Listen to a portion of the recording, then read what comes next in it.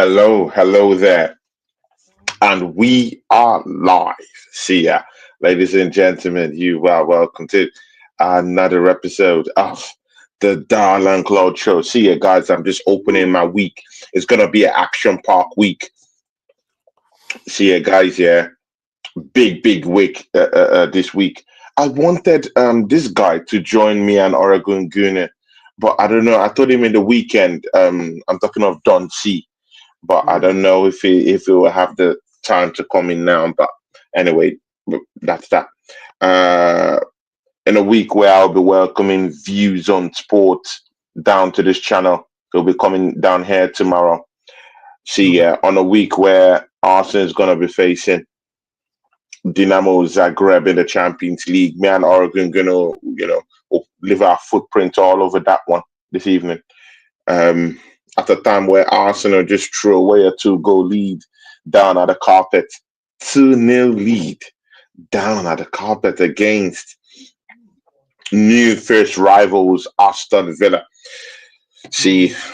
in a week where we have to go claim 3 points right in our backyard this weekend. See, yeah, guys, welcome to the show, my guy, my brother, What's my up, man? G, no other person than my You said my name my tonight. very great American friend, my brother, Oregon Nice. Gunner in the house. What's I up, mean, man? this is the What's up? What's oh, up? Doncy says send the link. Doncy said send the link. See ya, guys. Welcome to the show. Oregon Gunner, Doncy will be joining us in Great. a minute. See, man, talk to these people, Oregon Gunner. Well, good to be back, Tony. It's been about a little over a week. I know you've been busy. I've been busy, and we've all been busy with our lives, and we can't let Mm, Arsenal get us down, bro. But you know, when every effort we make not to let them get us down, what happens? We take our foot off the gas pedal once again. We have mix up in defense once again, and Emery comes and snatches 2 points from us. I don't know how you guys feel about this, but I think that is maybe the final nail in the coffin for our season of chasing the Premier League trophy. We needed that 3 points. I think we needed that 3 points. That's valuable 3 points, mm, mm. right? I mean, I don't know why he sets us up in such a way to where we play well for large patches of games, but the in between parts of that is so bad. And that's where we're just making mistakes. The communication's not there. That was a decent lineup, even though we saw Party at right back. Making room for Timber. I mean, it still had at this point. Well, I shouldn't say it's a decent lineup whenever Timber's out. Really, um, I, Mm. I tell you to be honest, Tony, I kind of lost a lot of gas for that game because it seems like we can't capitalize on anything. Liverpool's not Exactly, man. playing. We just like it's like, do we not understand that? Do the players not get that? And I don't know. I don't really think there was individual performances that stood out or ones that were too bad. But Odegaard in the second half just sort of It vanished. just fizzled out. I Fizzled mean, it out. Yeah, he just doesn't have just the disappeared. physicality, bro. I mean, he's Mm. 100, like 125, 130 pounds. I mean, it's like it's like he's gassed by the 60th minute.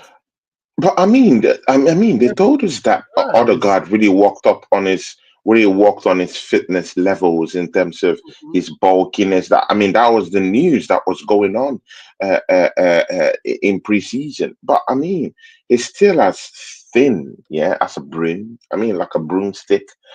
I don't think his fitness levels has Yeah, increased in any way. And right. again, he just disappeared from games at will. As in, before it used to be, once in a while, he just disappears and he Right. comes back, takes up the crown again. Right now, it's becoming a consistent thing you have to see in Arsenal games. he just disappears, and he does it at will. It's like hocus pocus, and it just happened. Right. It's just like with just being down with 10 men. He's just running Mm. around there. And we make fun of him of rubbing his hair and snotting his hair and all that stuff. We call Oh him my days. bollocks, but that just, that's kind of just, to me, that's just icing on the cake. This guy just doesn't have the Mm. physicality. I mean, I get it with the fancy footwork, the tiki Mm. taka. He's good, pressing defensively, but it just, we need just somebody with just more physicality, I think, to them in this position. Someone who just go, go, go. Big up, Don C. Big up, my Right? brother. Big up, big up, big up, big up, big Oh, up, dancing, big up, big up, big up, big up. It's been too long, man. Goonies in the house. Big up to you, Dante. You're welcome to me and Oregon's Goonies show because it belongs to him too. You're welcome down to the show. Me and him were just, having a little trade-off about what happened in the weekend. We allow him finish before we come down to you, my brother, man. Yeah. But you're welcome to the show, man. Thank you. Welcome, Don C. I'll finish up. The Odegaard drop-off is too much. It's too much, right? It's too early in matches. It lets the team down. And I know we don't play that well without him, but it's like there's got to be somebody in the market. I mean, I know we're looking at Zubamendi, but we need someone now. But then I'm at the point where it's like, do I want him to spend the money? Do we really need someone now? I mean, I know we do, but for what? Really? For Champions League? Get someone for the season just to still finish behind Liverpool by 4 or 5 points? I mean, what's kind of the use now? I've kind of just like brushed it a bit off. Checked out. Bro. You've like checked out. You've checked out. I'm still with my remote. I'm a little bit checked out. The second half is just boring to watch. There's just nothing going on. The tempo drops, and and we make mistakes. And we don't have Saliba in there. Not that he would have really changed anything. Emery has Arteta's card, man. He has his ace card. He knows what he's going to do, like every moment of that. And the 2 goals they scored looked pretty impressive from the 2 that we scored. I mean, Trossard's was a beauty, but was it Trossard that scored? See, I don't even freaking remember now. Yeah, exactly. I'm just kind of like, it's all dull to me now. I don't feel like we're going to get anyone in of any real significance. I know we're talking about Sesko today, but is that really going to change our fortunes that much? I mean, like, we need top talent, bro. Sesko, to me, if we want to dive into that, is just... I mean, we'll talk about Sesko later on because that's a big, it's a blockbuster topic altogether. I mean, we need to understand if this guy really has the, the cojones to actually pull the strings at the Arsenal Football Club. But let's go to Don C, man. Don C, you're welcome to the show. I mean, you're a guest star down here. See ya, guys. He's made his debut on my channel. Great guy. I've had a couple of shows with him. He's a guy I have massive respect for, and he's down here on the channel. See ya, Don C. I mean, at the time when Arsenal needed maximum points, I mean, in the same week, Liverpool dropped points against Nottingham Forest. They nearly dropped points in the other game they played against Brentford when they went down to the G-Tech Stadium to go trade punches with Brentford. They left it late for Nunes, who understands what it means actually to just bail out a team when they need the point, and they got 3 points. I mean, when you see Arsenal, I mean, lack of urgency against Aston Villa in a matchup that we had in a total. We had a total haul of 1.55 in terms of the expected XG. Aston Villa 1.06 in terms of the XG. I mean, we had 65% of the ball possession. They had 35% of the ball possession, which means that we totally dominated proceedings, dominated possession of the ball. I mean, goal attempt, we had nearly about 18 goal attempts, while they had about 8 goal attempts. See, I mean, you can rewrite the script all over again in most of our matches. Extremely high goal attempt, extremely high ball possession, extremely high goal XG. By the end of the day, we're lacking in a particular department where we can be able to get more goals in terms of what we've created. Don't see. Give us a crash course into what you felt personally and emotionally in that game against Aston Villa right at the carpet at the Emirates. And thank God you didn't go to the stadium that day. I know. First and foremost, Oregon, big up. You know, I'm a fan. Tony, both of you, you know I love your shows, and thank you for having me again. I'll try to keep this one a little bit clean. I'll try. But if it slips out, just remember this is my views and my views only, okay?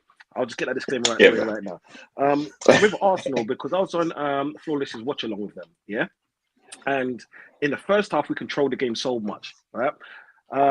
It was good passing, but that's all it was. It was good passing and 2 fluke goals, in my opinion. Just because, who was it? No, I tell a lie. Martinelli, first and foremost, that was a good poach of a goal. That was a striker's goal. Something that Havertz should have been doing, because Havertz is our number 9. And when the ball came in, he's the only one that attacked it. If you saw Havertz's position, he was right behind Ings. Yeah. And this is why he's not a striker. Yeah, because any clinical number 9 would have, even if he went for the ball and missed it, the intent is there. But he didn't. There was no intent. Yeah, and what I will say a bit afterwards will literally coincide of why I'm saying that. Yeah, he's goal to make us 2-0 up. Yeah, cool. Do you know, I'll applaud the goal, because I'll applaud any time that Arsenal wins a match. Yeah, or when we score a match. But then the second half came, and before the second half came, I said to Flawless that Arsenal have these bozo moments where we will switch off for a second, and guess what happens? We give the other team the emphasis to come into the game. And guess who done it? The person who I didn't want at our team, but he's here, was Moreno. Yeah, he let a player which is smaller than him, which is weaker than him, which is slower than him, come from 5 yards behind him, run in front of him, yeah, get on the inside of our goal to score a diving header, which was at his waist, which is at Moreno's waist, yeah. That there is unexcusable, right? This person is supposed to be a midfielder. He's supposed to be a CDM, yeah. He's supposed to see these things happening. The person is coming from behind him, therefore he's not aware of his surroundings at all, yeah. That literally, I was like, okay, but it's 2-1, right? But then what happens is a number 9 does what a number 9 does. Look at the difference between Watkins is finishing and all of our finishing. Yeah, his finishing was literally high with power. Yeah, high with power. He runs off the man. Okay, Thomas Partey, he is not at fault. I'll tell you why. Because Thomas Partey was marking 2 men in our defensive zone. Thomas Partey is not a centre back. He's not a right back. Yeah, he's a DM. Yeah, he is our best DM. Yeah, for me, he's the second best DM in the league. Press resistant. Yeah, the second best DM in the league, and you're putting him on the right wing. I mean, on right back. On the right hand side, right back. It's disgusting. Arteta should have played a back 3, and I've been calling that for back 3. Due to our injuries, you could have played Kivior in there. Kivior short term can do a thing. Yeah, short term now. Yeah, even if you wanted to play Timber on the right side, play. But seriously, Kivior is shit too, man. I mean, Kivior is shit too, bro. Yeah? Kivior is shit too. No, he's shit too, bro. But the difference between Kivior, Timber, and Partey is Kivior is a centre back. Yeah, that's the difference. So positioning wise, yeah, it's a lot different. Yeah, right. It's just like you playing who is it? Timber in the central midfield. He can do a job short term, yeah, but because he's not defensive midfielder, he will do a job for 20 minutes, maybe 45, yeah, stretching it. But long term, that's no good. And this is why I said play Kivior, because we played Kivior more noticeably in what was it? I think a Man City game, and he done very well. Yeah, very well. All right. And this is why I said play him short term. So it wasn't even Aston Villa played well. We just didn't defend as we should have. And that there is the choices of the manager, because we have great players playing in positions that are not theirs. This is what I'm saying, and this is my opinion on the thing. If you would have played, at least if you would have played, let's say, if you wanted a midfielder to play in the centre back regions, you put Declan Rice there because he's played there before, right? And he knows how to hold that position a lot better than at least Timber. Timber can play on the left, he can play on the right. but he cannot play in the middle. This game showed us it. And what was it? The last game against, I think when they played them against, I think it was the FA Cup or one of those cup games, right? He played him there. He done the same thing because he doesn't play in those positions. This is what I'm saying, yeah? And the difference between us yesterday and Aston Villa was very noticeable. We're better than them. We showed them how better than we are them because they had 2 low blocks, yeah, with Ollie Watkins. Literally, they just beat the ball to Ollie Watkins, and he just held it up for as much as possible. There was a time, I think it was 46 minutes, when they just hoofed it up. He was against Timber and against Gabriel, yeah, and he held the ball up, ran towards the right-hand side there until someone came, and Gabriel just about kicked the ball away, right? But if we'd done the same thing, we couldn't hold it up because we haven't got a number 9, right? Ollie Watkins was a striker, which I wanted from last season because he scored 19 goals and 14 assists. That's and he's also an Arsenal fan. He's also an Arsenal fan. Arsenal true and true.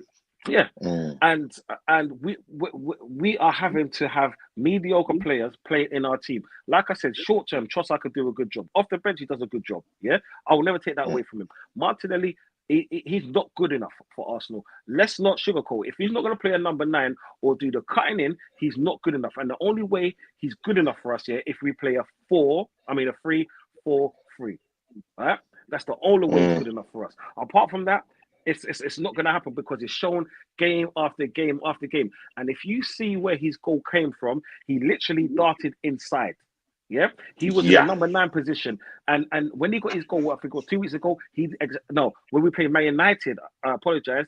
What was it, last week Sunday?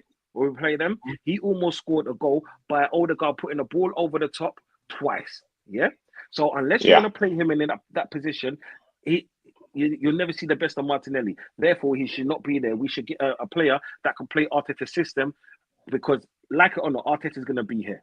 Yeah, whether I like it or not. Yeah, he's going to be here. With the January signings, I don't want Arteta to sign anyone. I really don't want him to. Right. But because if he signs anyone, right, that's just more money spent on another mediocre player short term. Right? Trossard got brought in short term. Right? We could have turned that around from August by bringing long term players in, but we didn't bring anyone that could help our team out. Right. The reason why I could say that could help our team out is because let's just say we needed a striker, right? We needed a left and right winger. We bought defensive-minded players. So what's the and the thing is, in the summer, that's the best chance to get players when you're not going to get bumped. When you're not going to have to pay, let's say, over the odds, 80, 90, 100 mil, when you can pay 50 to 80. You see what I'm saying, right? So go on. Yeah, man. Don't see completely get your drive and get your drift, man. Oregon Gunnar, I'll bring you down here. Yeah, let me key you into this. I mean, our guest star here, Don T, just said or talked about defensive frailty with Arsenal team on the day against Aston Villa. I mean, at least Don T pointed out we should have brought in Kivior. Even if I do feel that Kivior lacks match fitness, and that has been the problem with Mikel Arteta. He doesn't, when you're out of the team, you're out of the team. He doesn't engineer you or get you into a kind of like, to play a big part in the team. He just leaves you out there to dry. So when you coming into the team, it's like, oh my God, I mean, Asgard or I mean, Holland or something. And then when you push in, Kivior into that space again, he's now looking at, oh my God, where am I? Because he lacks match fitness. And the player isn't as good as, as we think he is.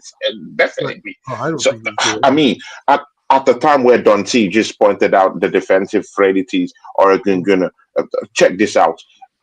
William Saliba might be out in that game against Manchester City. We'll be out in that game against Dinamo Zagreb.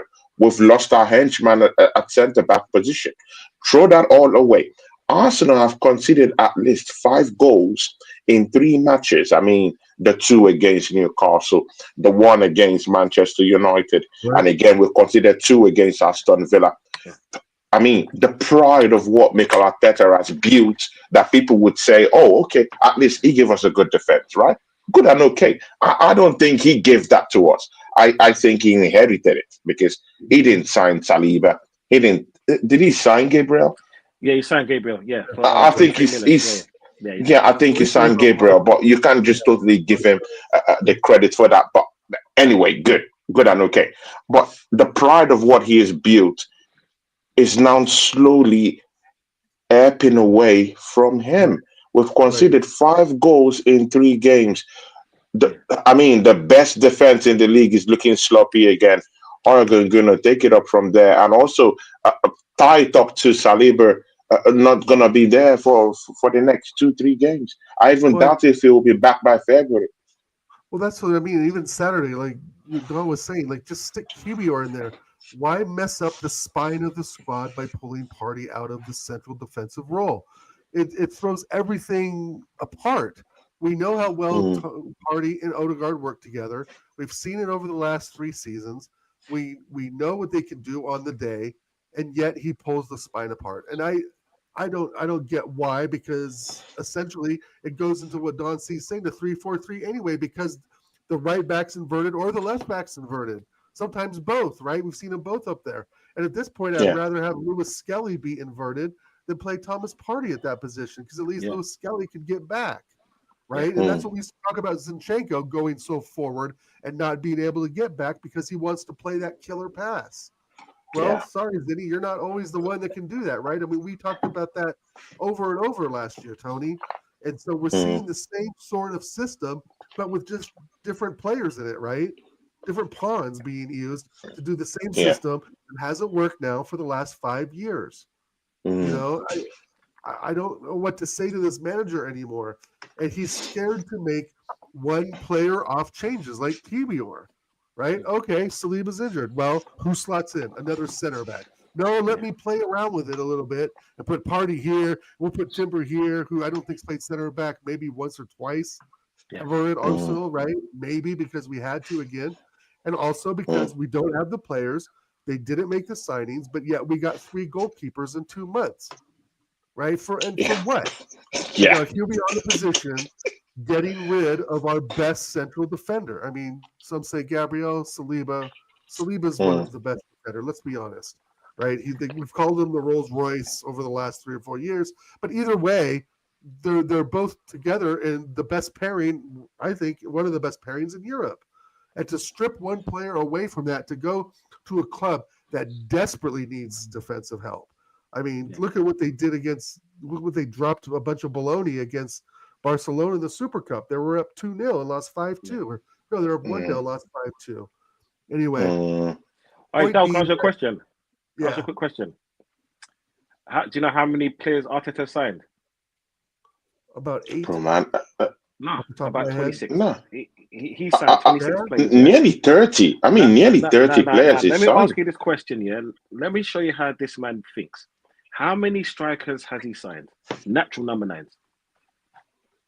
Bro, man, I can't remember any natural number 9 he signed. 0. None. Right. 0. He hasn't signed any natural number 9. Or maybe Gabriel Jesus. But Gabriel Jesus has been playing as our number 9, but he's not a natural 9, isn't it? This is a winner. It's like he really signed him anyway, right? He needed Jesus and Zinchenko. He needed a couple of yes men, some winning mentality, right? So it's not like he was established like, oh, I want to identify these 2 players. No, they were thrown out by Pep at a discount bargain, and he needed yes men, and that's what happened. You're right. He's signed really 0 talented strikers the last 5 years. And look at how many strikers are available, right? I mean, over the last 5 years, you could go down the list. And here we are, which leads me to like not only the Saliba situation, but to Sesko. It's a stop-gap player. Is it the real striker we want? No. Is he the one Arteta wants? No. It's going to be the easy option of the list, right?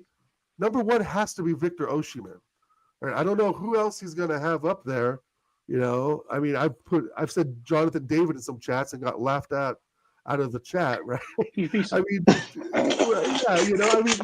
people in there and fans are going to get pissed. I think it was you, Don, who said, you will never get him, Jonathan.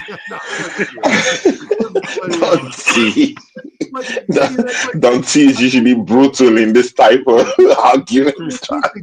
He'll laugh you off. We get in. If it's Gyökeres, Sesko, fucking a Mimi from fucking Dortmund, whatever, the Arteta's going to coach the talent out of them. It's not like Wenger getting a striker, right? It's not like we're getting Giroud or Aubameyang or Lacazette. No, he's getting Sesko, who is really kind of like in the B category of players, right? I don't think he's in the. He's like, if you look at like Hollywood, right? You have A-list actors, Brad Pitt, George Clooney, right? And same thing with transfers. You have an A-list of players, of world-class players. Then you have the B-list and down to the C-list. Guys, we've been shopping in the B and C list for a long, long time, and Sesko just reinforces that. And look at, and there's still parts of me, and I know I'm kind of droning on a bit. Any player he gets, I feel like will eventually be treated like Aaron Ramsdale. No, it's use true. him for a short time and then just fucking bin him off, right? I like David Raya, and I don't want to get into that discussion, but it's sort of like you can see the treatment. Yeah, because Arteta's not a true coach. He's not a true coach. Unfortunately, Arteta's a B-list coach, right? He's an apprentice in my eyes, because only apprentice will kind of sign those kind of things. You see what I'm saying? Because an apprentice doesn't know fully what they're doing, so it's trial and error. And then that's what it's been like at this club for so many years. Yeah, the only reason why we've got into the position that we have is because of Saka. Let's just sugarcoat it, yeah? Because Saka has been our shining light for the last 5 seasons. Since the moment Emery put him at left back, we were winning games. And it was the type of games I was winning and the kind of football that we was playing. Like someone put in the chat, Edu signed Gabriel and Emery signed Saliba, right? Right. Yeah. The party of signing, everyone knew Partey was established. So all he had to do was just keep him there and feed his ego. But yet Partey got injured every other season. Yeah, or so much every season, every other month, I meant to say, right? Timber's been a great signing, but Timber was always a great player. Yeah, he would never give you an 8 out of 10. He would always give you a 6.5 to 7 because he's just so solid. Yeah, Zinchenko. Yeah. We all knew that Zinchenko 2 seasons ago should have left, but he didn't because we all knew that he had that Boza moment of him playing against us. Yeah, playing against us. And it's been shown at major points in the league. When we had the chance to actually beat Liverpool, Trent put the ball right through his legs, ran round him old school, and then put that ball in. So who was it? Nunes will score. Yeah, and he's done against City. That's what I'm saying. We had a great left back called Tierney, which was on loan, which was fire. Instead of bringing him back and putting him in that position, he kept playing the same people. He ran out people like Aubameyang. Yeah, okay, fair enough. Whatever happens in the club, we're not pretty to a lot of it. But guess what? Numbers don't lie. He was our top goal scorer for 3 seasons and won the Golden Boot twice out of that. Yeah. Right?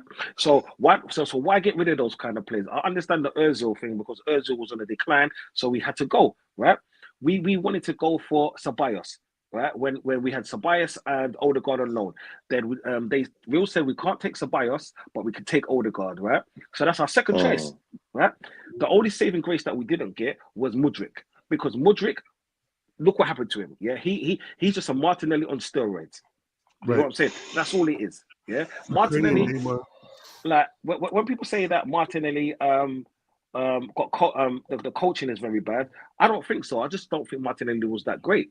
Yeah, in my opinion. The reason why I can say this is because if people say that Martinelli, the coaching is great for him, what happened to Rashford?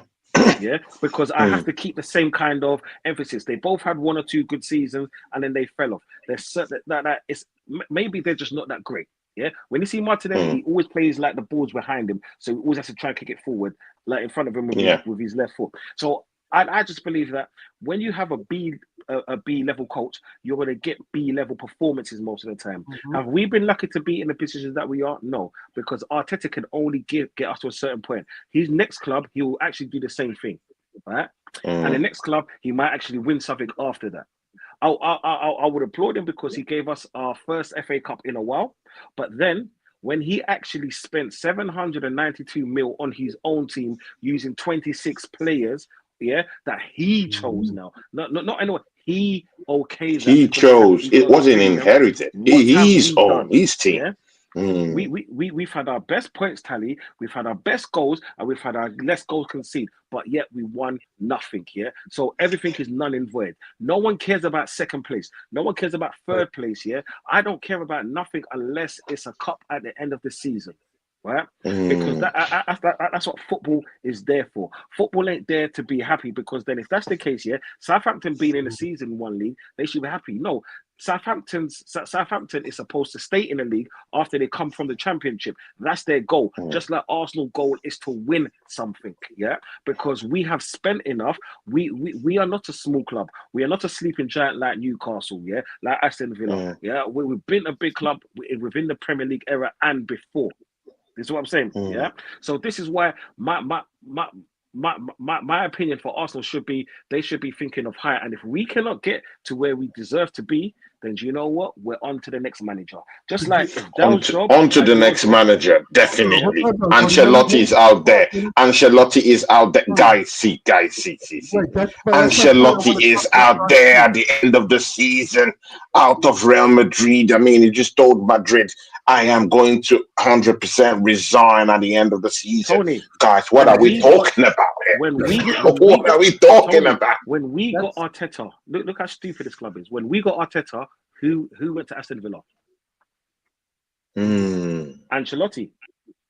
Yeah? Ancelotti no, not Aston Villa. Everton. Everton. Sorry, Everton. Yeah. Apologies, Everton. Who went to Everton 2 months before? So he was there. So this is why it's hard for me to trust on what Arsenal's going to do, because remember I said to you last time, the only way Arsenal are going to sack Arteta if we are not in the top four, because that's their minimum goal for him. You said that actually. You were speaking about elite players, Doncy. I don't see any elite players coming in under this manager, right? This manager, like you said, has gotten second 2 times in a row, hasn't won anything. What pull do you guys think he would even have to get players in, right? I mean, that's my problem. But would that thought change? Would that thought process change if Zubimendi comes in? I mean, it's the most sought after CDM. I mean, in Europe right now, it's hot property. I mean, if he comes in, would it be like, okay, Mikel Arteta have just attracted a big talent into the football club? Will it change, or will it be the same? No. It'll be the same, because he still is. Arteta's too much of a systematic manager. If the Zubimendi doesn't fit the system, he's going to be the next Kieran Tierney. Guys, let that simmer. Let that simmer. Let that simmer. Trying to build the next Spanish contingent, which I get, because Wenger did it with the French side, right? He tried to build a strong French contingent of players. If Arteta's trying to do that with Spanish players, then we need an elevated Spanish manager.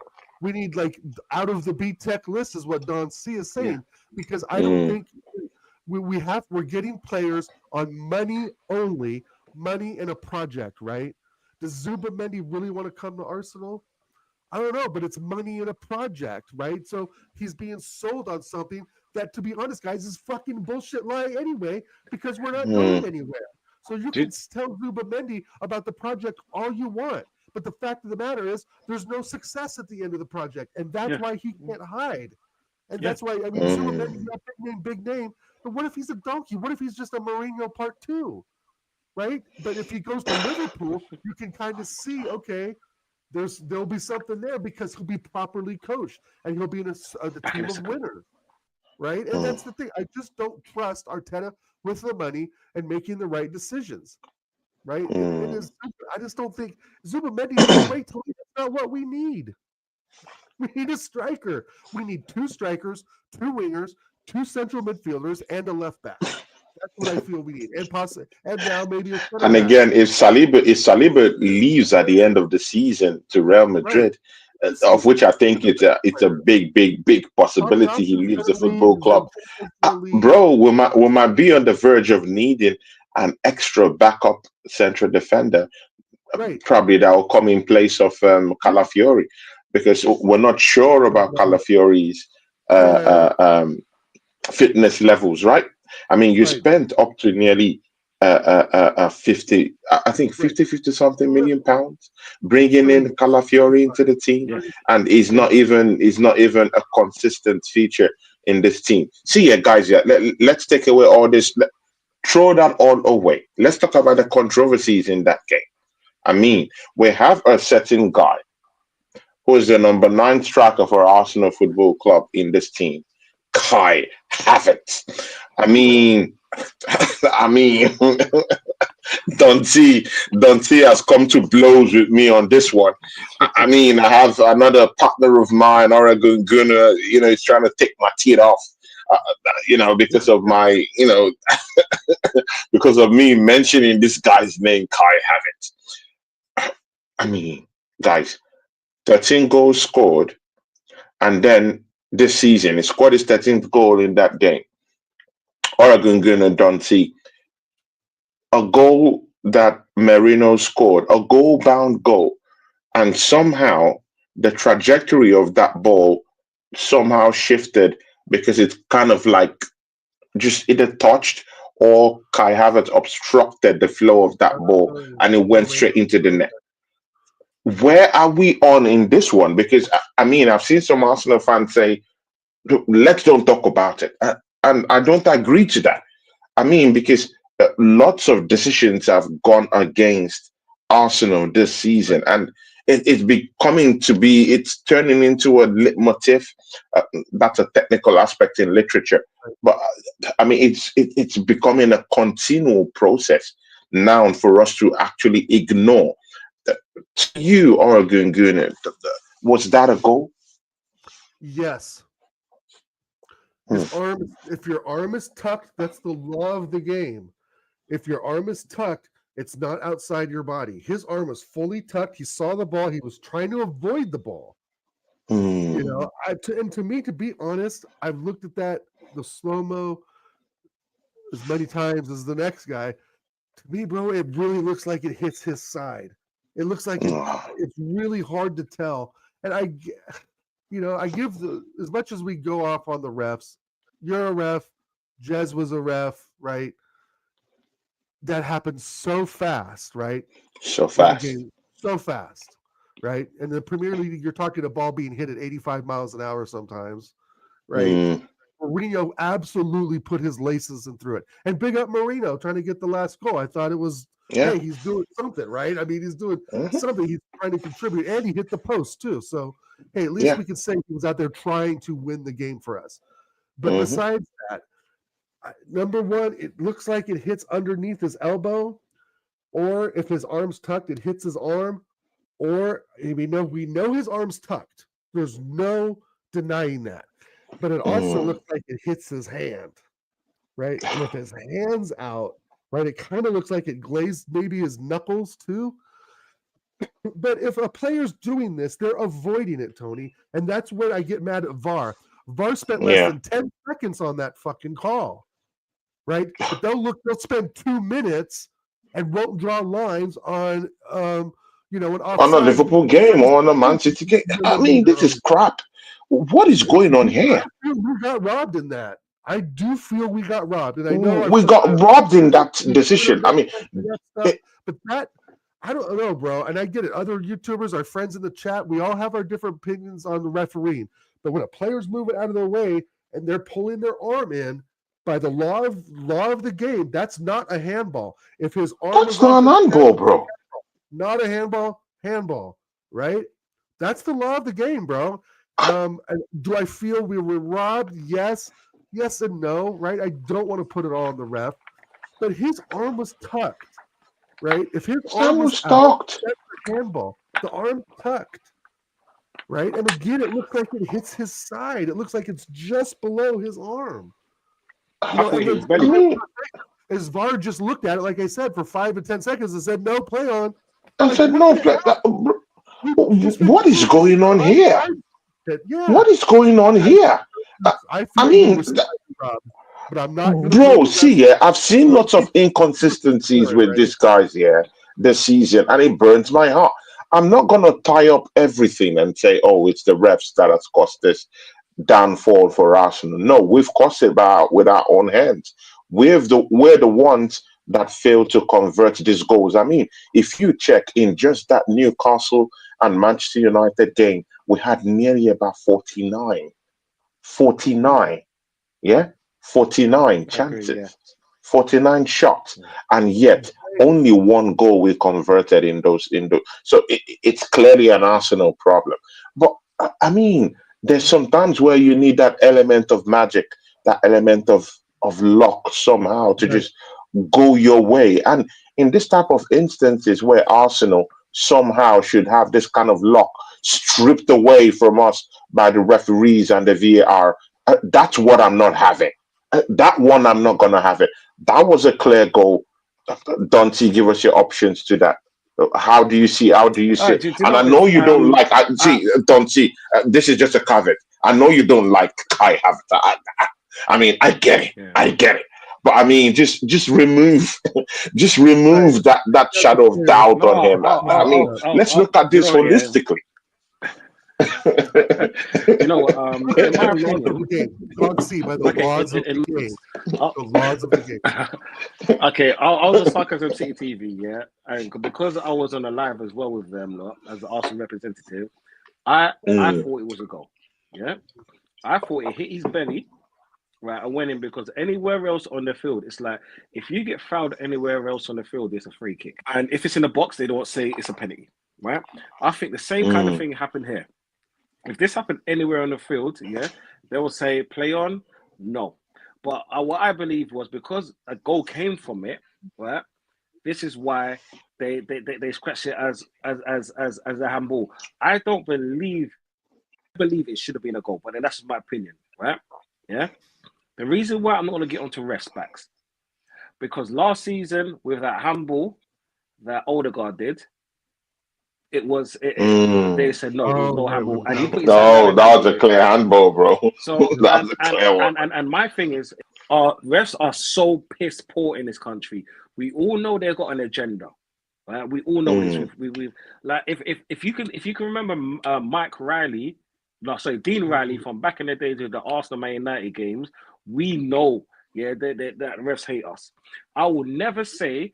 I will never the propaganda with the rest. I cannot stand none of them. But the only thing that I will blame for this is Arteta.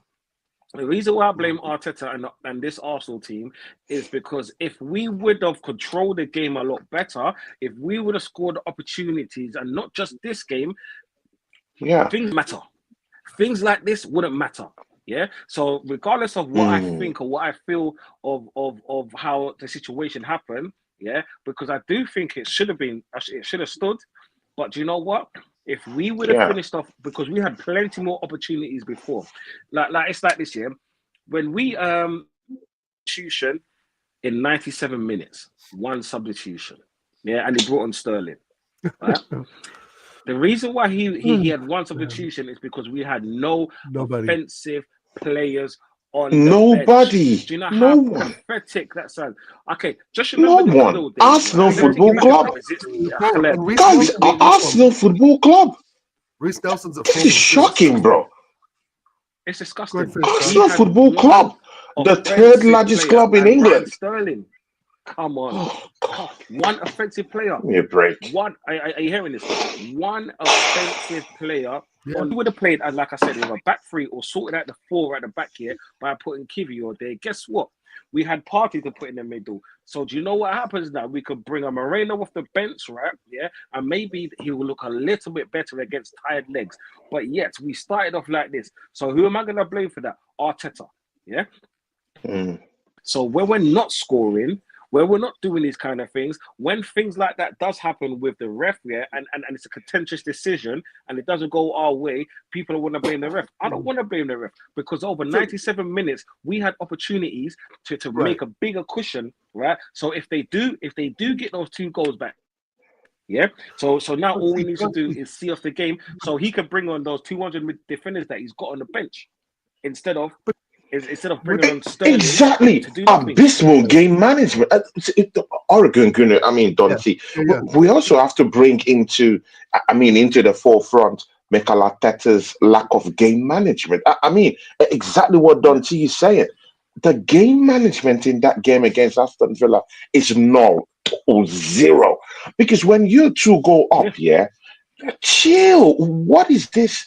What is this penchant for going to score 100 goals when you can at least get your defensive magic, bring in the defensive.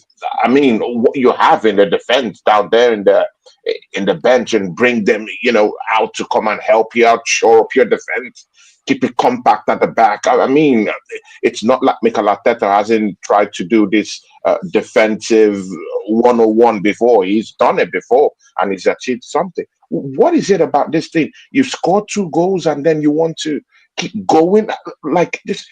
Take a chill pill. Go on a game management scenario. Probably your best defender aside of this season isn't in that game, which is Saliba. So definitely there'll be defensive issues whether you like it or not down there, because Gabriel doesn't have his best partner down there.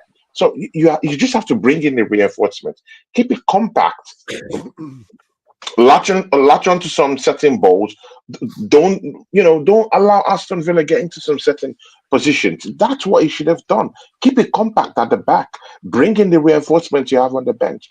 He did nothing like that.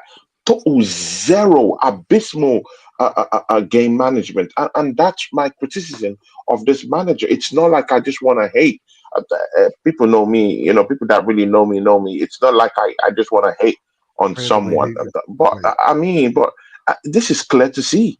It's clear to see. He Yeah, doesn't know what he's doing. I agree. He doesn't know what he's doing. Yeah. See, guys. Yeah, I mean, let's take a trip. Let's take a trip into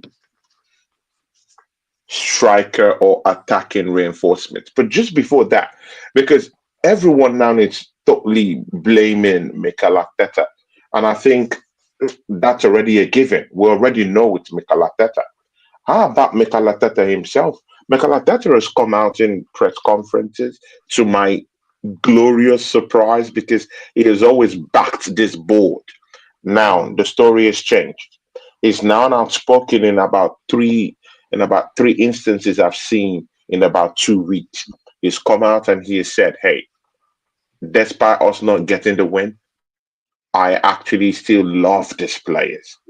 And that's because we've played about 3 games in 1 week with the same players. Now, these are direct shots at the board, telling them that, you know what, yeah, I would not blame these players. I wouldn't take the blame. I wouldn't even blame the players. I blame you, the Yeah. board, because we're short in stuff, we're short in whatever we want down here, and we're short in the attacking department, and we have players that are injured. To what extent do we keep blaming only the manager to take the fall? Why isn't the board taking the fall on this one? I mean, it's easy to say, "Oh, Mikel Arteta, you're an idiot. You're the one that's caused these problems. You're the one." But we've totally forgotten that Arsenal doesn't have a sporting director right now. So who's going to handle deals? We've totally forgotten that we're in the 20th of January, in a January transfer window that's open, and a signing hasn't come in. I don't think it's Mikel Arteta's fault. To be very sincere with you, it's the negotiators or the board that should go get in players. That's their job. So if they've not got in players in the 20th, why are we only blaming Mikel Arteta?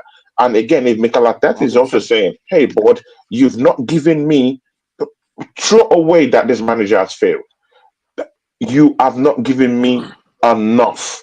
You've not given me enough. And I need something to work with because of the injuries in the team. And the board has done nothing. Tony, can I just chime in Where do quickly? we go? Because Where do we go I've from got here? a test here. Can I quickly just chime in? The reason why I blame Arteta, Yeah, please. because the reason in my job role, yeah, I have to like I work in construction, right? I'm like manager of construction, and Yeah. if the site hasn't got enough people, I have to go with them with the budget I need them, right? The reason why I say Mm, this is because Arteta has this system. He has a system. He identifies players. This is what scouting is there for. So they break it down by saying this person could do this. This person could invert like this. Blah blah blah blah.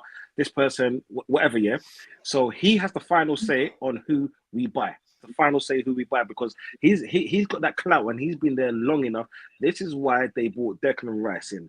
This is why they bought Zinchenko because he identified Zinchenko. He identified Sterling. He identified Jesus. He identified Moreno. He identified Calafiori. Yeah, and because he Odegaard at 16 years old played for Real Madrid. Blah blah blah blah blah. All that fairy tale. He identified him as well.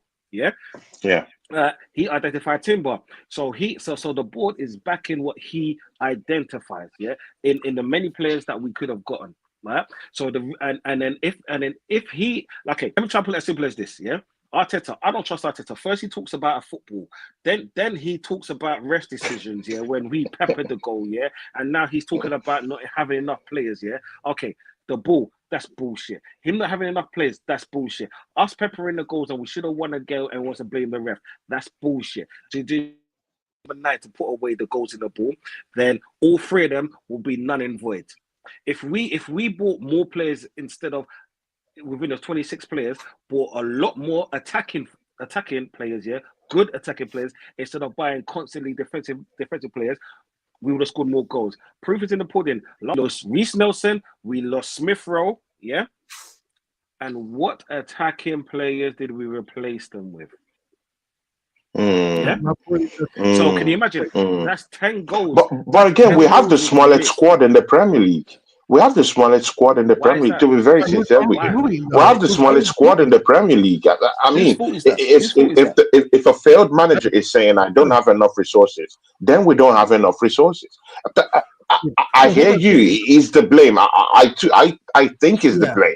But again, there is no resources. He's not the one to go tell. He's not the one to say. But I mean, it's the board to get in someone, right? I know he has a final say, but if we need someone, is it Mikel Arteta that brings someone in? I just want to know the dynamics here. Tony, he identifies the talent. Well, this is supposed to be Edu's job, but since Arteta is now the sporting director too, right? He contacts the other clubs. He gets some sort of estimate of what they have a market value for the player is. He takes that market value. He reports that back to the board. And the board decide financially if it's a good fit, style of play, and that sort of thing. Then why is he complaining of the lack of players? This is the point I'm having a problem with. Why is he saying that he doesn't have enough players when he can get players? This is the problem. Because they've had failures in the transfer market getting the players that he wanted to replace Smith Rowe and Reece Nelson with. But he hasn't really identified those players. So as a fan base, we don't know what he's talking about. And that's what Don C's saying. He talks the football, but then he contradicts himself by saying something else. And I want to say something about the signings about Odegaard and Kai Havertz. Those names were tooted around Arsenal in the Arsene Wenger days around 2016 and 17, right? We looked at Kai Havertz because he was an 18-year-old super German kid.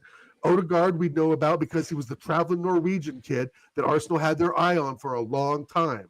And Kai Havertz did a backwards flip right, and he went to Chelsea. Odegaard we kind of lost track of and ended up at Real Sociedad. So those two names were on Arteta's list from the overflow of the Wenger regime. Those were left over and given to Arteta to say, hey, you should really take a look at these two players because Wenger did. So that's another thing. I believe our transfer list is a continuation of players that started all pretty much from Wenger. I would say from 2006, since we failed in the Champions League final. From that moment down, they've accrued a massive dossier of players, and we're just going through each one because I think the board and Wenger identified players that would fit in Wenger's system. But Arteta is nothing but a clone of Wenger. It's in some cases, right? But without the real man management skills, without the skills of winning, right? I mean, he lacks a lot, obviously. But the thing is that I think we've already identified players since they were fucking kids, bro. I seriously think that we really are concentrated. We've known Odegaard since he was 15, right? Exactly. From Madrid. We would know he was really good at Sociedad and got them playing well during the David Moyes years, right? So, Moyes to Arteta, Odegaard to Arsenal. I mean, I'm not a conspiracy theorist, but these things happen. And I know for a fact that Odegaard was on Wenger's list. And I know for a fact that Kai Havertz was on Wenger's list. For sure. He was to replace Ozil. Right? That was the whole point. Right? And now Arteta's got in there and cocked this thing all up to where he doesn't know who's coming and going. I mean, I get it. I was done with, hold on, let me land. I was done with Reece Nelson and ESR just as much as you guys were. But now the moment we need them, they ain't fucking here. And whose fault is that? Arteta's. And we haven't properly replaced them. Where's Fabio Vieira? Not one bit. Oh, yeah, he's sitting on the bench in Porto, getting 30 minutes of game time. We were going to bring him back, remember? What was that then? That's what I mean. Anything he does now, it doesn't matter. Because he ripped talent out of these players. And when they don't fit the system, I'll say it again, they will be the next Kieran Tierney. And it's going to happen to one area. Yeah. Right? If one area gets out of this slum of injuries and plays well or doesn't fit the system in the next 4 or 5 games at the end of the season or so, or the next 10 games, we may not even see them in the summer. They may bin them off just like they binned off the striker to United. For 10 goals a game. Oh, no, he's not good enough. We can use him right now. Okay, so in other words, don't see. In other words, Mikel Arteta is flat out lying. He's lying in this case about having a shot squad, about wanting signings, and he's not getting. Okay. It's flat out lying. Okay, because I want to get the root of the point. Okay, we do have a short squad, yeah, but whose fault is that? That's the thing. Whose fault is that? That's the thing is, yeah. When you lose a player, you're supposed to replace a player. For example, we lost Nketiah, and Nketiah was never a good striker. Do you know what we didn't do? We didn't replace a striker. At least we didn't even get a B or C tech striker. We got Moreno, we got Calafiori. Yeah. For what reason? Yeah. As bad as he is, yeah. Like that. Okay, in instance like this year, when Havertz weren't scoring, and when Jesus by this time of year, at least we could have brought on Nketiah to at least score 1 or 2 goals in 3 months. Yeah. Who have we got now? Yeah, and that's my issue. When you're losing players, right? You're taking players off your wage bill, right? So therefore, you're shit. It's like this, yeah. If you have a bottle of water in your fridge and it finishes and you're thirsty, whose fault is it that you're thirsty? Because it's your fault, right? Because you didn't replenish it, right? And this is why I'm so hard on Arteta, because because we're losing these attacking-minded players. Yeah, why the fuck are we buying defenders when we fucking need attackers? Yeah, why? Exactly. Goalkeepers, bro. 3 goalkeepers with 2 windows. True, and Fabio Vieira, ESR and Fabio Vieira can play both in the middle 3, yeah? On the left, in the middle. We lost both of those players in the summer. We lost both of those players. Well, one's on loan, yeah? So he's gone. Who do we replace one of them with? We can play Reece Nelson on the left or the right. We all know what he did last season for us when he scored that goal against Bournemouth, and that was a banger as well, yeah? Who did we replace him with after loaning him to... This is what I'm saying. This is my issue. Yeah. The fact that these players are going, like when we lost Aubameyang, we lost Lacazette. Who did we excuse me? Who did we replace them with? No one. We brought defenders in. Like I said, 26 players that are 792 million we have spent. Tell me the attacking players that we bought. Tell me strikers that we bought. Yeah, not worthy of actually wearing the Arsenal shirt. If we went for Ivan Toney, even Watkins or whatever striker that there is around, yeah, we didn't even do that. If we even bought in, let's say, a number 9 in Højlund, yeah, guess what? Yeah, I'm not saying Højlund, but someone of that stature, an unknown, right? That's classed as intent. And if it fails, you know what? Yeah. His intent was right, yeah. So next time he knows what he's looking for, but we didn't even do that. Mikel Moreno and Calafiori, 2 defensive-minded players. And let me ask you something. I know it's your show, but let me ask you something. Since they've been in the team, how well have we done? Well, we are where we are. It is what it We is. have no attacking players. And Without Saka, yeah. your point to Because the it shows you. We are where we are. And your point to the striker thing is like, and here's That's where true. I get mad, right? He doesn't get the That's striker. true, Dante. We buy I Kai agree. Havertz. We buy a player who's not a striker to make a striker. So that's where I get the is like, is our concentration on developing players, or is our concentration on winning the fucking league? It's one or the other. I'm sorry, you cannot develop players at the same time you're pushing for a league title. You're not. He's certainly not going to do that. That's true. He doesn't do that. Ancelotti doesn't do that. You pick your best 11 and you base it off the spine of the squad. So I truly feel that he will do anything to fit this Kai Havertz in, either it's a left mid, at center mid, at striker, at right wing, left wing, etc. Right? Because it will make him win the way he wants to win, instead of the way just let the players express themselves, play them in the right position, get the right players for the identified positions you're filling, right? I.e. Reece Nelson and Emerald Smith Rowe, because I think in his mind, Moreno is the player to replace one of them, right? Right. Moreno is supposed to essentially replace ESR, or he's not a winger, so I guess Moreno's replacing ESR. I don't know how else to think of it. Yeah. Right. Right, we know ESR is a better player. We have proof and numbers and statistics and data that says ESR is a far better player than Moreno is. And that's where I get the up too. 100%. You give this kid the number 10, you don't play him, and then the seasons you should sell him, you don't, and you lie to him, and you lie to Reece Nelson, making them feel like they're part of the squad. They had to beg Reece Nelson to sign Oh my days, man. He rejected Arsenal it. Football Club. He rejected it because he knew if he sat on Arsenal's bench, it'd be like what he's been doing since he was fucking 10 years old, right? If we're bringing these players up to the academy, play them, or else why have an academy, right? I mean, Charlie Patino, what happened to him? Oh, just another talent that was just washed under the rug. Not that he'd be a world beater or anything by now, but it's just we have our list of players we want because they think the Arsenal board and whatever management thinks that it fits a certain profile for this club. But there are players outside of that list that would fit in just fine, right? Just fine. Don't see. We all played FIFA. We know who plays for different teams, and we can all give a list of 5 or 6 players that we would like to see Arsenal in. But no matter what, Sesko, Gyökeres, one striker is not going to save our seasons, and that's the other thing I've been saying too as well. That one striker ain't going to save us, guys. I mean, See, guys, we have to round up in the next 5-6 minutes. We have to round up. See, guys, I'll start with you, Don. See, transfer window, 10 more. I mean, up to 11 more days to the end of the transfer window. Arsenal is constantly linked with one name, a 21-year-old Slovenian international.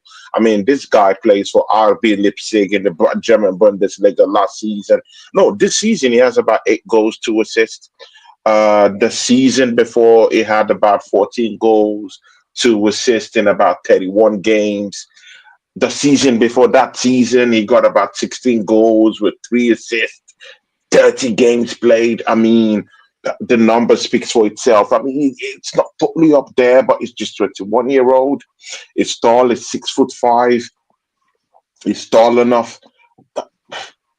Jova would make great use of him in set pieces. He's strong as an imposing figure in the opposing center half. Do you think is the guy, Benjamin Sesko, Slovenian international? You want my honest opinion? You want my honest opinion? No hating. Always. You want my honest opinion? Always. No hating, bro. Yeah? Do you know why I don't give a flying fuck here? Because I've seen us being linked with Havertz. No, not Havertz. Havertz, back in the day. I saw us linked with Hazard. I saw us linked with Jogba. I've seen us linked with Roos. I've seen us linked with fucking Lewandowski, with fucking Ibrahimovic, Benzema, Higuain, Gonzalo Higuain. I've seen so many things over the years that we haven't. David Villa. I don't care anymore. Like the one thing that you never actually hear me say when you ever see me anyone on stream is the fact that we're linked with someone or someone could come into our team. So I'll tell you why, because I've been disappointed time after time after. But you know what? When I see them in an Arsenal shirt, right, in the press conference, that's when I either applaud or say, "Who the fuck is this?" That's what I'm saying. Yeah. This is why I don't care. Yeah. We shouldn't have to be in this position, right? Wanted to do another pan. Yeah. Even though he's worked out short term, right? We shouldn't have to do this. This needs to be done in the summer, last summer, right? This is why I don't care who we buy. We could buy, no disrespect to anyone out there, right? Yeah. We could buy all of the religious figures in this world, yeah. I still wouldn't care. To tell you why? Because things like this is what I'm saying. Because why should we be paying over the odds, right, for a person that might give us 12 goals? That might give us 12 goals. Bang on. Yeah. That might give us 2 seasons. Could be a dead player in 2 seasons. Go ahead, Don. You're right. You're absolutely right. I'm not with that. That's why I said before, if you're going to give me someone that's young, do you know what? You're not going to spend that much money on him. You're taking a chance. At least you know the risk. The risk is the risk is a lot higher than the reward. Yeah. Right now, the reward, to the risk, nah.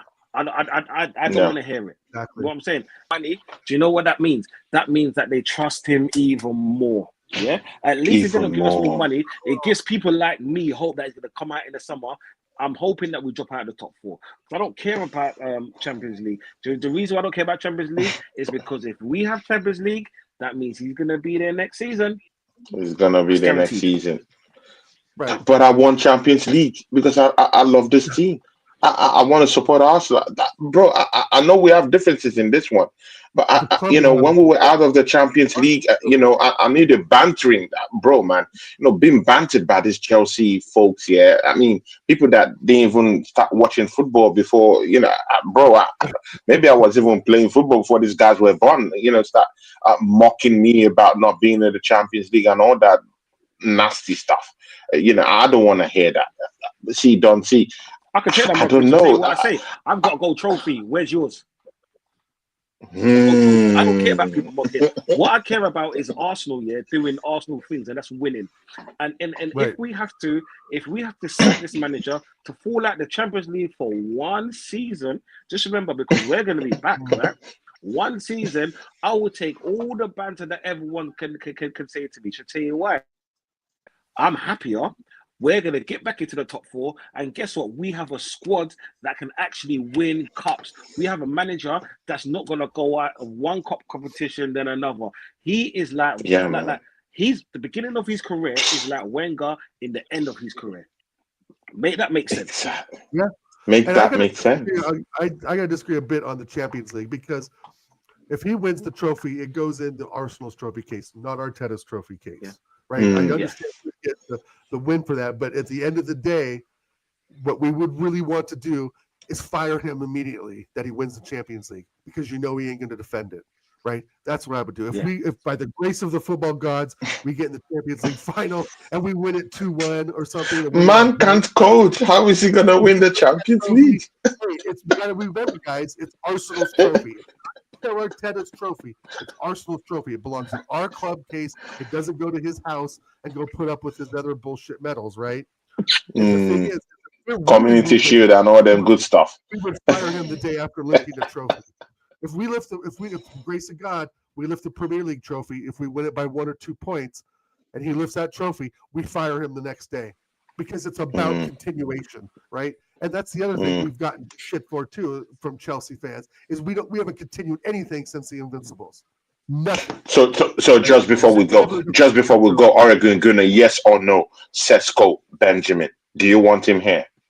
Yes. Yes or no? What we got. Yes. I don't. Yes. Okay. Because we don't have anybody. So yes. And up at the point, like Don said, I don't care either until he lifts the shirt. But my point is, real quick, Tony, I know we got to go, is I would take that $50 million, put another $50 million, and go get Lautaro Martinez. I know people don't rate him, but go get a proven Argentinian World Cup Champions League semifinalist, Scudetto lifting winner, my striker. All right? I know people rate him so and so. That's where I get the up. because Sesko. Bro, I'm having a problem with this Serie A players. Bro, I'm having a big problem with Serie A players. I mean, we've seen Koulibaly come here, fluffed his lines. We've seen Calafiori come here looking like a chicken drenched in goat blood.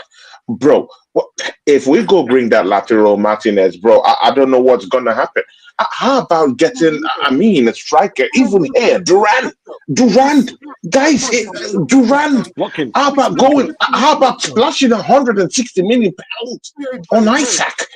Bro, I'm tired of all these experiments out here, bro. I do understand that we need someone to come in and help us out from now to the end of the season. But, bro, man, I want Premiership proven. Lautaro Martinez, he could be good down there, but when you bring them down here, they're like kicking Oreos. These guys can't do anything here. Why not bring in Premiership proven players? Isaac, go there, 160 million pounds. Drop the money for him. How about that? Well, again, I don't know too much. I'll leave it for the ones that know. Newcastle are not going to part with the most informed player in the Premier League right now. There's no way for 160 million pounds. For 160 million pounds. No. For 160 million pounds. When the player is willing to leave, we should have been in this predicament. We should have been in this situation. We should have done that all last summer. Here's what I was trying to say earlier. Sorry, Dawson, real quick. You buy Sesko for 50 million. 2 years later, you buy Jonathan David or whoever for another 50 million, right? And then 2 years later, you buy another 50 million striker. That's over 150 million pounds. Do a 6-year contract on Lautaro Martinez, Isaac. Like I said, either one, right? Who look at there's players out there. Go get somebody from Barcelona. I don't know, right? Because names, everybody objects to names anyway. Everybody wants who they want. But what I'm saying is spend 150 million now, get them on a 5-year, 6-year contract. So at least we can build something. The problem is we get Sesko, he underperforms. We've just blown 50 million on an average player that we knew was fucking average anyway. It's money out, right? It's the easy, cheap way out. If Sesko comes in, Godspeed to him. Score the 12 goals, like God said, for 50 million. Right? I'm still there. I agree. Don't see. 7 million goal. I mean, what are we doing here? Right? And Sesko, he may turn out to be fucking incredible. Incredible, right? But I would like to have him. I would like to have him. I prefer Sesko than a Lautaro Martinez because I'm scared about having these Serie A players come down here, man. I'm scared. I've seen enough of these Serie A players down here. Enough is enough. Calafiori has marked that territory for me. Enough is enough from Italy. Let's get a grip of what's going on down here and see what's going on internally. Enough of this Italian Serie A players. Juventus, that guy's incredible. Yildiz, the number 10 from Juve, incredible player, right? I know, but Mikel Arteta will outcoach him. See, again, Oregon Gunner, I'm not talking for talking sake of bringing a big time player here. I'm talking about the kind of manager we have. We both know that this guy's not leaving anytime soon.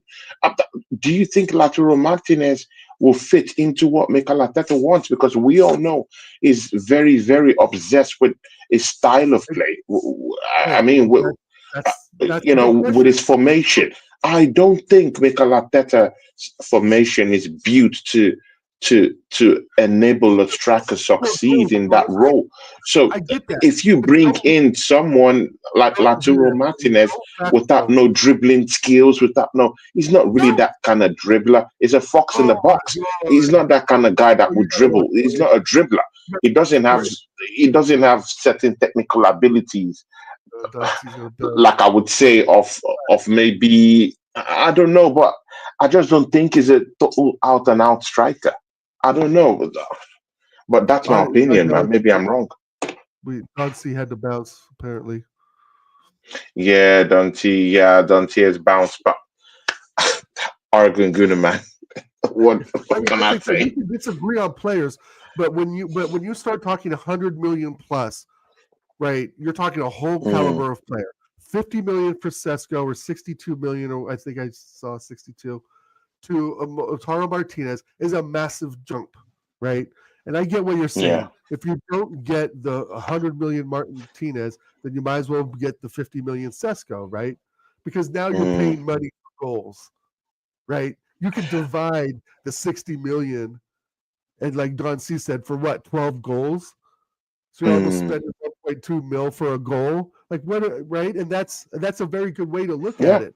But my thought is to get the player in, you know that already that they're winners, right? Champions League semifinalists, World Cup winner, Scudetto winner, right? Bagging goals for fun. So yeah, okay, he has an off day. All strikers do. But the fact of the matter is, he's lethal. And he comes from Argentinian background. And I know Argentinian South American players have, ups and downs in the Premier League. I get that. But it's like, I don't want to do Sesko for 50 mil, end up with nothing for 2 or 3 seasons. They're going to get another 50 million striker, right? I just feel like we need to build a team. There's too many players that I feel like have question marks on their head. They can be in and out. I hear you. That's just a player. How about taking Ivan Toney for 6 months on a 6-month loan from Saudi Arabia? Yes, I would take it. I would take Karim Benzema on a 6-month loan. But then we're back to where we are come summertime, right? And then are we back to looking at 50 million Sesko when we could have just done it in January? I mean, that's the thing. The whole thing is so messed up. Right? It's so out of whack now that Arteta, I don't think half the time knows who's coming and going. Exactly. And of course, Frankie Moss, big up to Frankie Moss. That's another great guy. I like his takes. They assemble too down here with that. He says, Moss, the right striker is the correct one. Old-fashioned scouting Arsenal don't do that anymore. Exactly. Frankie Moss says something. Fox in the box. That's what we need. I mean, right? Are going to tell the people what you got coming up, man, and then what's your prediction for that matchup, Arsenal versus Dinamo Zagreb? Is that at home on Wednesday? Are we at home on because Wednesday? we need to get to the next phase of the Champions League, my brother. Yeah, we do. We do. And we're at home with Zagreb coming to the Emirates. Okay, Zagreb coming to the Emirates. I gotta say, I think we could rebound a bit from the Villa game, so I'm gonna go 3-0. 3-0. Okay. Yeah. If we win that game, we're firmly rooted in that Champions League top spot. Together with Liverpool, and we might be qualified. It kind of seals the deal for us. We might just be in top 8 at the end of that round. But again, if we win that, we go straight into the next round of the Champions League, and that'll be good. For sure. Again, Argentina, what you got coming up, man? And again, Arsenal. I think, who does Arsenal face in the league this weekend? City? No, not City. Up on my phone real quick. Put in the chat. Not City. You might know. Wolves. Arsenal have a date with Wolves at home. You're a lot faster than I am. Yeah, we have Wolves. After Wolves, we have City. After City, we have Leicester City, and then West Ham. So all these games coming up. But after the City game, it comes a little bit more lighter. We'll be having the Leicester Cities, the West Ham. So not really big time games coming up. Right. The only big game we have in 4 games is that Man City matchup, and to be very sincere with you, if we do get a striker before then, we might nick that one in over Man City. But again, I'm just saying, let's see what happens. But again, what's your thoughts on that one? Predictions for that game in the weekend against Wolves, and then you tell us what you got coming up. Against Wolves, just off the top of my head, we'll still be missing Saliba, right? Missing Saka, of course. So we still may see Party at right back. Wolves, I think, really, Wolves haven't won much at all the last few weeks, have they? Didn't they they beat Tottenham though, didn't they? Of course. Bro, they've been a poor side in the last 5-6 matches, bro. Mostly without Kunha, it's been in a shambles. Yeah. 2-0 the Arsenal. I pretty much predict us to win all the time. I'm going to be more realistic about the City game though, because I think City have probably turned a corner after yesterday. Yeah, man, they're looking dangerous right now, man, and they might got some spots on the table very soon if we keep fluffing our lines left, right, and center. I know. Oregon, what do you got coming up, man? Talk to these people. Coming up this Chelsea just went 1-0 up against Wolves in the Premier League. So there we go. Yeah. This week I got a show I think coming up Friday with TJ.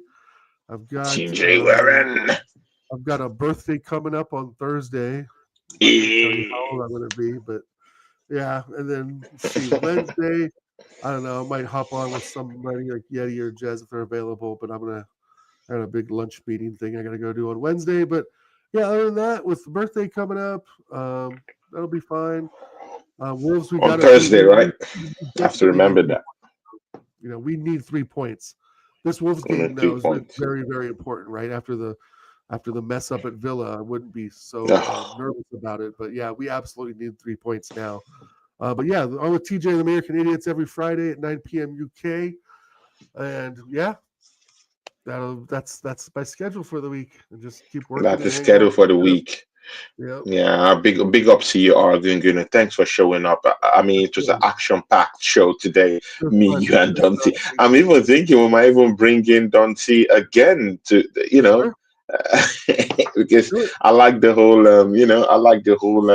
the whole argument we brought forward. I mean, you getting intakes, he's getting intakes. It seems so interesting. Back to back, sustained argument down here, and that's what we want to see. Oregon Gunner is the kind of guy that doesn't shy away from arguments. He likes to scrap in. So I mean, it would be nice to have Dante here again when he comes up to the show again. So this week, tomorrow, actually. 3:30 p.m. I think 3:30 p.m. tomorrow. I have two shows clashing, but I have two shows clashing tomorrow. But I have one show with the Manchester United fan, Mac N. Is a new guy that I'm working with down here. He's always in the charts. He loves the show per se. He actually likes you, Oregon Gunner. The last time I had a show with him, he had raving reviews about you, and he likes this show. That's why he was here today. He just likes your argument and he likes your takes. So he's always here. I'm having a show with him tomorrow. So guys, catch me on that one. I'm having views on sports tomorrow, but I might make that show in the evening tomorrow, just before the Champions League game. So join me and views on sport, making his debut on my channel tomorrow, and me and Mark will be on his channel tomorrow. So two shows tomorrow, and then me and Josh. Exactly, man. And then me and Josh True Guinea, another guy of mine, a big friend of this channel, and my fellow collaborator. I'll be doing a joint Champions League watch along with him for that Dinamo Zagreb game, big one. I'll be doing the watch along with Bagev come Sunday when we go and face Wolves at the carpet at the Emirates Stadium. So see you guys. Action-packed shows tomorrow. Join me and Mark. We'll be trading punches tomorrow. Me and views on sports. We'll be talking about Arsenal and our chances this season. Tomorrow also. So join us. You just check your local listings and you see it and check the timers. You would see it down there. See you guys. I'm a big WWE fan. I mean, Oregon Gunner, you're American. Of course, man, I do like WWE. Check your local listings. Oh my How about that? WWE. Oregon Gunner, why are you acting that way as if you don't like The Rock? And all them. It doesn't matter what you're saying, Oregon. It doesn't matter. I grew up in the 80s watching the Iron Sheik, Hulk Hogan, Andre the Giant, all that stuff. Now it's just, not for me, man. I'd rather watch something on UFOs and aliens. I'm cool with it. Yeah, I'm just not a wrestling, UFC, MMA guy. Not my thing. Exactly. I'd Big rather up watch to fight. Mama Flossie. Mama Flossie was here on the show with us today. Oregon, just before we go, that Newcastle game, we have that game, especially, I think it should be after the Wolves game. We have that game against Newcastle. Shout out to Mama Flossie. We need that. See, now it now becomes important. Arsenal needs to go to St. James Park to win that game. I mean, what Bournemouth went to do, you saw what Clivert went down there to do. It's got a hat trick. It's got a hat trick at St. James Park. Arsenal need to go down there to St. James Park and prove something. Go there and get. Go there and get something. Is Justin Clivert better than Odegaard? Of course he is.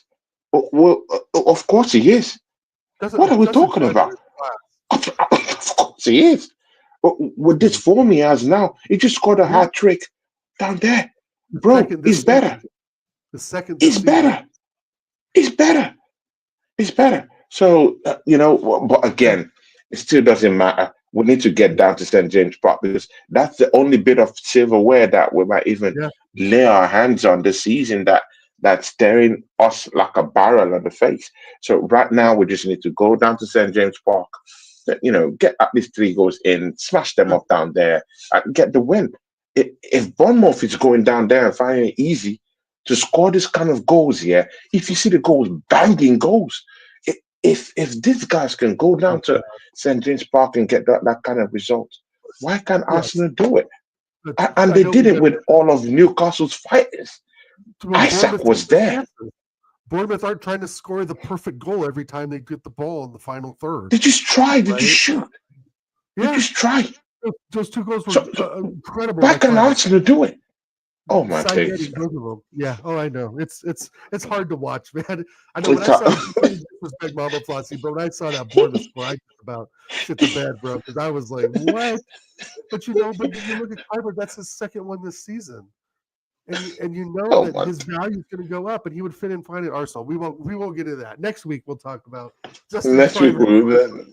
Exactly. Anthony Herbert, big friend of ours. He says, "I'll take Clivert over Trossard and Martinelli." I mean, at this stage, man, who won't take Clivert right now, man? I'll take him too. I do agree with you, Anthony Herbert. But I'll take Clivert. Of course. Shout out to Frankie Morse, man. Frankie Morse, shout me out on Instagram. Let's get have a little bit of a talk, here and there. And big up to you, Frankie Morse. Thanks for showing a love to the channel. And it says 5th February, I think. And yes, 5th February is the D-Day we go face Newcastle. From me and Oregon Gooner people, we are